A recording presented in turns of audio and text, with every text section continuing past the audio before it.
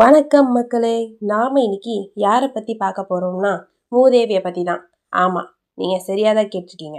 இப்போ நாம தான் இந்த மூத்தோல் அப்படிங்கிற மூதேவிய ஒரு கெட்ட தெய்வமா பார்த்துட்டு இருக்கோம். ஆனா அப்போ சோழர் பல்லவர் காலத்துல இந்த மூத்தோலை சிறப்பா வழிபட்டு இருக்காங்க. இன்னைக்கு நாம மூதேவின்னு சொல்ற இந்த மூத்தோல் எப்படி இருப்பாங்க தெரியுமா?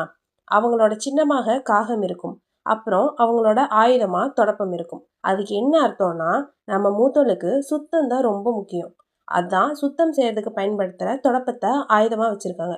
காகத்தை ஏன் சின்னமா வச்சிருக்காங்கன்னா, இன்னைக்கு நம்ம காகத்தை முன்னோர்களா நினைச்சு வழிபடுறோம்ல, அதே போல நம்ம முன்னோர்களை என்னைக்குமே மறக்கக்கூடாது என்பதற்காக தான் இந்த காகத்தை வாகனமா வச்சிருக்காங்க. அப்புறம் அவங்க கொஞ்சம் குண்டா இருக்கிற மாதிரி சிலைகள்ல செதுக்கியிருப்பாங்க. ஏன் அப்படி செதுக்கியிருக்காங்கன்னா, அவங்க அவ்வளோ செல்வ செழிப்பா இருக்கிறவங்கன்னு காட்டுறதுக்காக தான். இதுல இன்னொரு விஷயம் என்னன்னா, நம்ம தமிழர்கள் சங்க காலத்துல இருந்தே இந்த மூத்தோலை தான் பழமையான பெண் தெய்வமா வழிபட்டு வந்திருக்காங்க. அது காலப்போக்குல பல பக்தி அரசியல் காரணமாக இந்த மூத்தோலை பத்தி பல கட்டுக்கதைகளை கிளப்பிவிட்டு நம்மள மூத்தோலை முழுமையா வெறுக்க வச்சாங்க. ஆனா இந்த மூத்தோலை தான் அந்த காலத்துல செல்வம், வளம், வேளாண்மை பயிர்கள் செழிக்க வைக்கிறதுக்கு, கஷ்டங்களை போக்குவதற்கான தெய்வமா வழிபட்டு வந்திருக்காங்க. நம்ம மூத்தோல் இருக்காங்கல்ல, அவங்க லக்ஷ்மி தேவிக்கு முன்னாடி அவதரிச்சவங்க.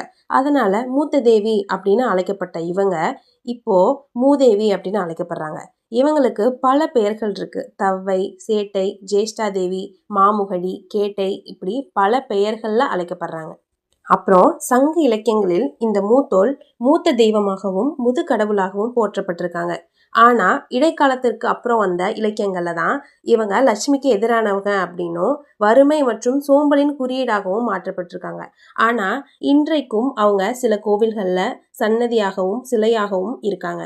அதனால நான் இப்ப என்ன சொல்ல வரேன்னா, மூதேவி ஆகிய மூத்தோலை ஒரு கெட்ட கடவுளா பார்க்காம எல்லா கடவுள்களையும் நாம எப்படி வழிபடுவோமோ அதே போல வழிபடலாம். இதுல இன்னொரு விஷயமும் நான் சொல்லிக்க விரும்புறேன். எப்பவுமே ஏதாவது ஒரு கடவுளை கெட்ட கடவுள், இவங்களை வழிபட்டா இப்படி ஆகும்னு யாராச்சும் சொன்னாங்கன்னா அது உண்மைதானா அப்படின்னு நாம தேடி பார்க்கணும்.